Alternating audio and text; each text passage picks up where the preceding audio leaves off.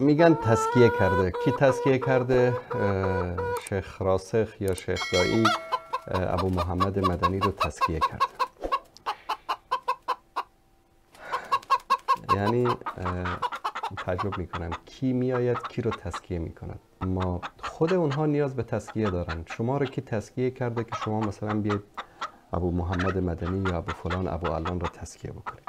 جناب استاد دایی و جناب استاد راسخ عالم دین نیستن که بیان کسی رو تزکیه بکنن. رسیدن نظر شیخ دایی در مورد حماقت تا این اندازه، جهالت تا این اندازه. من واقعا این کلیپ رو دیدم اعصابم خراب شد. جناب استاد دایی، من این پیام من امیدوار است که اصلا به شما برسه. آیا شما از قربانی های علمای اهل سنت ایران خبر دارید؟ قربانی هایی که علمای اهل سنت ایران دادن فقط به خاطر دفاع از صحابه، دفاع از امهات المؤمنین، زجر و شکنجه رو کشیدن، ولی یک ساعتش هم جناب استاد دایی و غیر از استاد دایی نکشیده.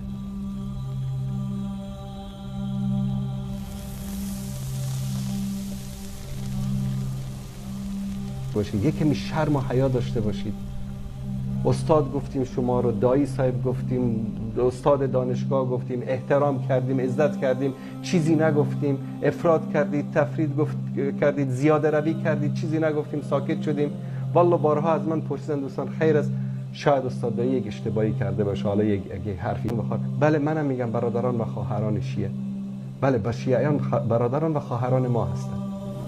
اگر برادران و خواهران دینی نباشند فرض محال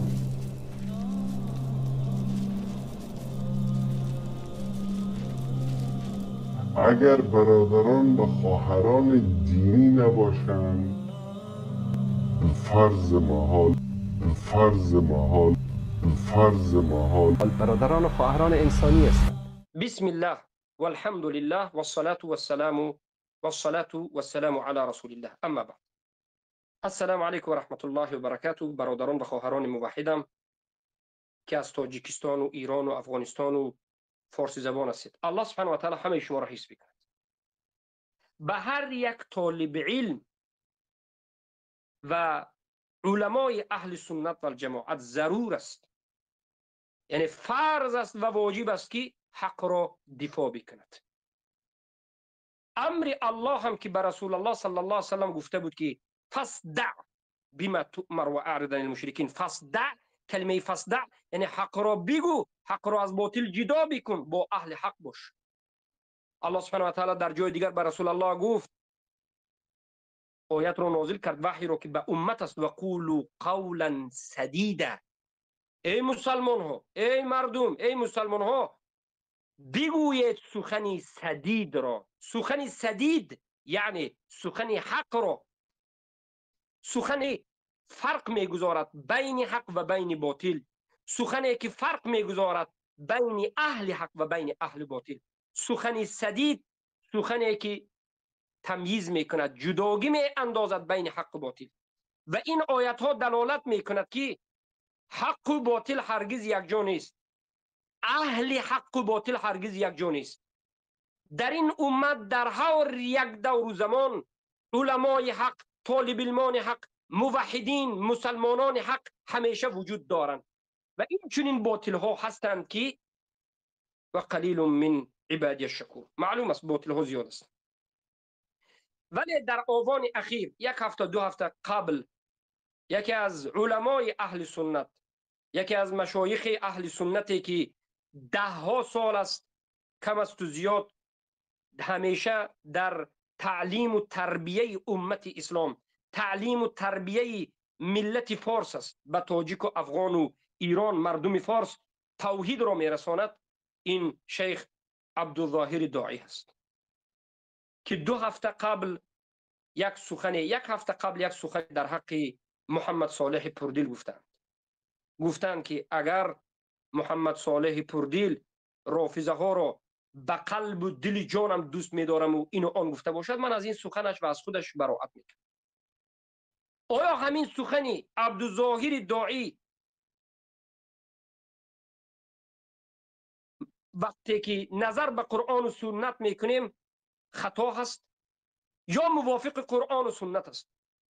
این سخن عبدالظاهر داعی در انا همینجا موافق قرآن و سنت و فهم سلف این امت است، موافق اجماع اهل سنت و الجماعت است. این منهجی اهل سنت است و این سخن عبدالظاهر داعی حفظه الله مخالفی منهجی انا همین جهمی های قدیم و جدید زمان است.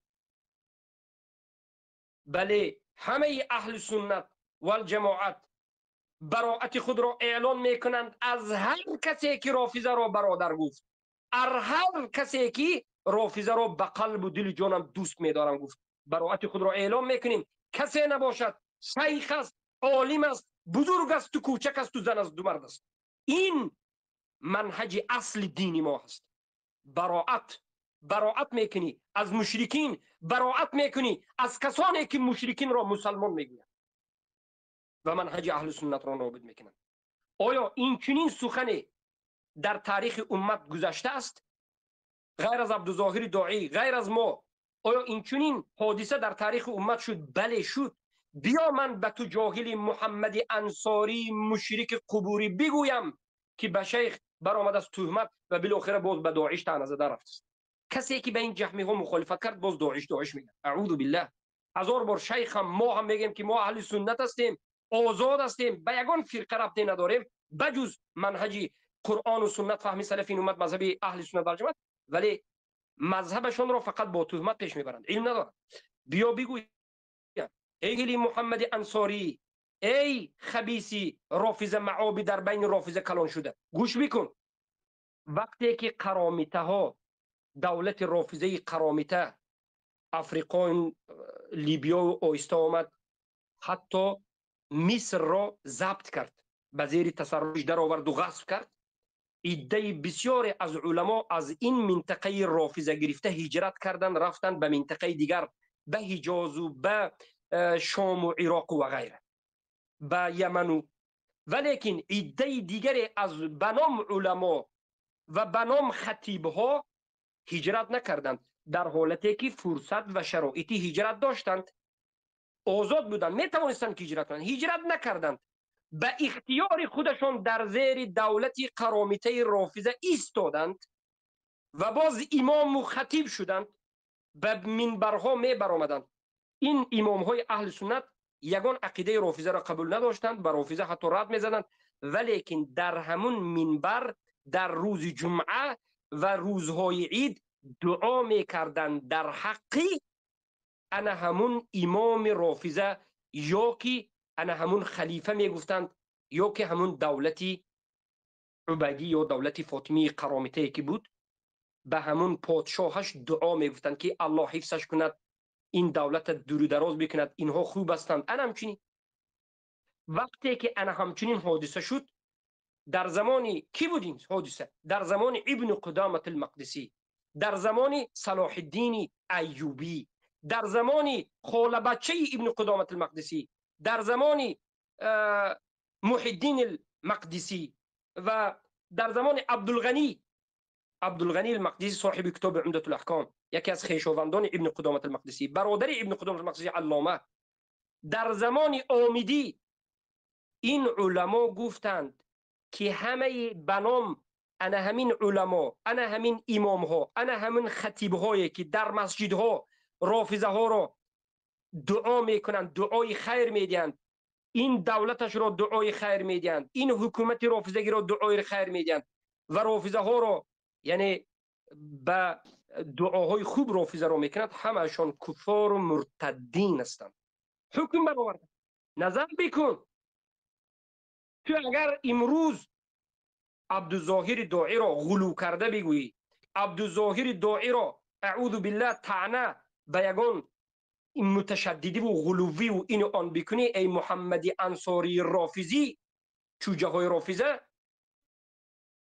از جانب دیگر خوارج تکفیری و خودت که با دعوت به سوی داعش میکردی، تو باید ابن قدامه المقدسی صاحب کتاب مغنی، صاحب کتاب عمدة الاحکام، صاحب کتاب یا که دیگر از علمای زیاد آمدی و انا بالاخره فاتح باز کنندگان فتح کنندگان این منطقه رو که به حکم تکفیر رفته فتح کرده بودند، صلاح الدین ایوبی و دیگرش رو تو باید متشدد، خوارج، من نمیدونم داعشی بگویی. تو جاهلی محمد انصاری، تو تعلیم نگرفتی، تو در نزد علمای اهل سنت ننشستی، تو یک حسودخوری جاهلی بیش نیستی و خیلی هم بی‌ادبانه در حق یک عالم اهل سنت، یک پیرانسالی اهل سنت سخن میکنی و به یک جماعت نسبت میدهی، داعش نسبت میدهی که شاید ضررت همچنین شود که شیخ رو برند، محکم کنند، قتل کنند. یعنی تو به همین تهمت میخواهی که شیخ عبدالظاهر داعی رو به قتل رسانند. تو میخواهی که یک تهمت کنی که عاقبت شیخ عبدالظاهر داعی رو به قتل رسانند. از الله بترس، توبه کن، از عقیده دفاعی رافضه بازگرد، توبه کن، به عقیده قرآن و سنت فهم سلف بازگرد. این واقعه که حکمی براعت کردن از همون امام هایی که خود را اهل سنت میگفتند و رافضه را دعا میکردند و دوست میداشتند، این حادثه شده بود در تاریخ این امت. علما حکم ریده مانده و براعت کرده بودند و این امروز هم اگر به وجودیت میکند.